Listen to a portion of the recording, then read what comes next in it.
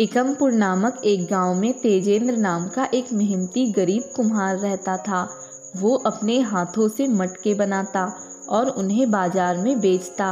वो अपनी बीवी उर्मिला और छोटी बेटी चिंकी के संग रहा करता था। लीजिए लीजिए सुंदर सुंदर मटके, ऐसे मटके जो आपके घर में कई चीज़ों के लिए काम आ सकते हैं। ठंडा पानी रखने के लिए, माखन रखने के लिए, पौधे उगाने के लिए। लीजिए लीजिए सुंदर सुंदर मिट्टी के घड़े लीजिए। भाई ये छोटा मटका देना और मुझे ये कांच की बिंदी से सजाया हुआ मटका देना। ये लीजिए और आप ये लीजिए। तेजेंद्र खूब मेहनत करता, रात भर जाग जाग कर नए नए डिजाइन और अलग अलग प्रकार के मटके बनाता है और उन्हें बाजार में बेचता। एक दिन उसकी बेटी चिंकी जब स्कूल से घर आ रही होती है, तभी एक कार से टकराकर उसका एक्सीडेंट हो जाता है और जब उसे हॉस्पिटल ले जाया जाता है तभी डॉक्टर कहते हैं, तेजेंद्र जी, आपकी बेटी चिंकी के आंखों की रोशनी चली गई है, वो अंधी हो गई है। क्या? ये आप क्या कह रहे हैं डॉक्टर साहब? ऐसा कैसे हो सकता है? मेरी बेटी, मैं आपके सामने हाथ जोड़ता हूँ, विनती करता हूँ, मेरी बेटी के आंखों की रोशनी लौटा दीजिए डॉक्टर साहब। उसके लिए हमें आपके बेटे की आंखों का ऑपरेशन करना होगा। ऑपरेशन? जी ठीक है, कीजिए ऑपरेशन। वो ऑपरेशन के लिए कितना खर्चा होगा, कोई अंदाजा? करीब 2 से 3 लाख रुपए।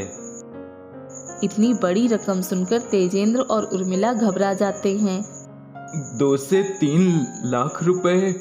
लेकिन मैं तो एक गरीब कुम्हार हूँ।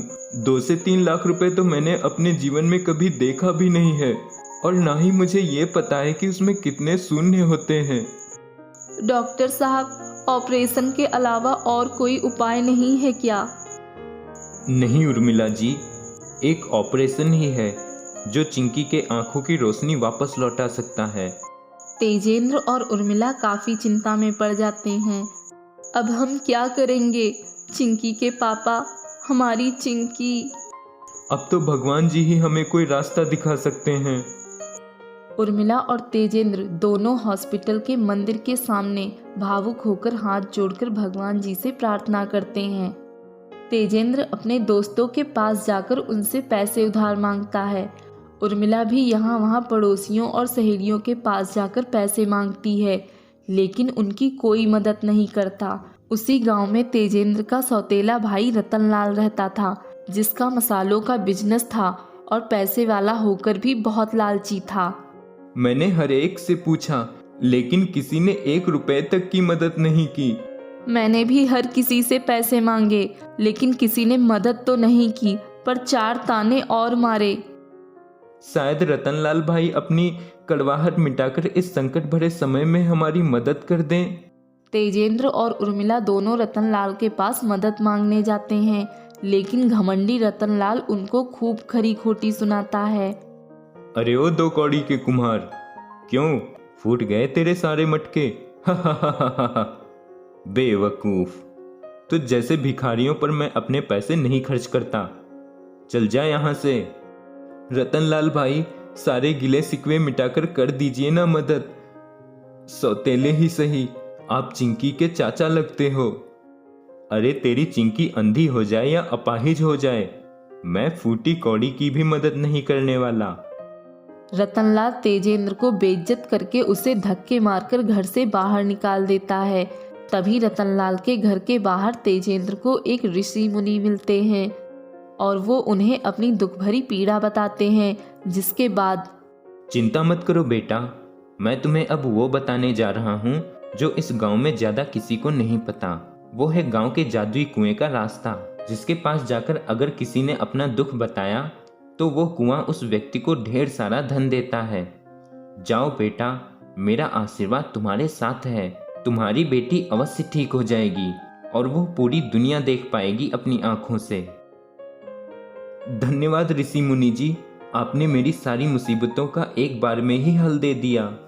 लालची रतनलाल अपने घर की खिड़की से ऋषि मुनि और तेजेंद्र की सारी बातें सुन लेता है। अरे वाह, ये तो गजब हो गया। मुझे भी इस घोंचू तेजेंद्र का पीछा करना होगा। तेजेंद्र उस नक्शे के हिसाब से चलते चलते जंगल के बीचों बीच जाता है और रतनलाल भी उसका पीछा करता है। तेजेंद्र जादुई कुएं तक पहुंच जाता है और वो कुएं के सामने हाथ जोड़कर रोते हुए विनती करता है। हे जादुई कुआं, मेरी बेटी की आंखों की रोशनी चली गई है। उसके ऑपरेशन के लिए डॉक्टर साहब ने 2 से 3 लाख रुपए तक का खर्चा बताया है। मैं आपसे विनती करता हूँ, मेरी मदद कर दीजिए जादुई कुआं। तभी कुएं से एक आवाज आती है। बिल्कुल तेजेंद्र, मैं सिर्फ तुम जैसे दुविधा में फंसे हुए लोगों की ही मदद करता हूँ। घबराओ मत, तुम्हारी बेटी फिर से ठीक हो जाएगी। तभी कुआं अचानक से ढेर सारे सोने के सिक्कों से और पैसों से भर जाता है और यह देखकर तेजेंद्र हक्का बक्का रह जाता है। रतनलाल भी छुपकर ये सब देख रहा होता है। ये सारे सोने के सिक्के और पैसे तुम्हारे लिए ही हैं तेजेंद्र। जाओ और अपनी बेटी का ऑपरेशन कराओ। आपका बहुत बहुत धन्यवाद जादुई कुआं। तेजेंद्र उन पैसों को और सोने के सिक्कों को एक पोटली में भरता है और उन्हें ले जाकर चिंकी का ऑपरेशन कराता है। लालच के प्रकोप में आकर रतनलाल भी उस कुएं के पास जाकर रोने का नाटक करता है। हे जादुई कुआं, मैं बहुत दुखी हूँ। मेरी बीवी बहुत बीमार है, उसे दिल की बीमारी है। डॉक्टर ने ऑपरेशन के लिए 50 लाख रुपए मांगे हैं। मुझे भी कब्ज का प्रॉब्लम है। मदद करो जादुई कुआं, मदद करो। तभी जादुई कुआं क्रोधित हो जाता है।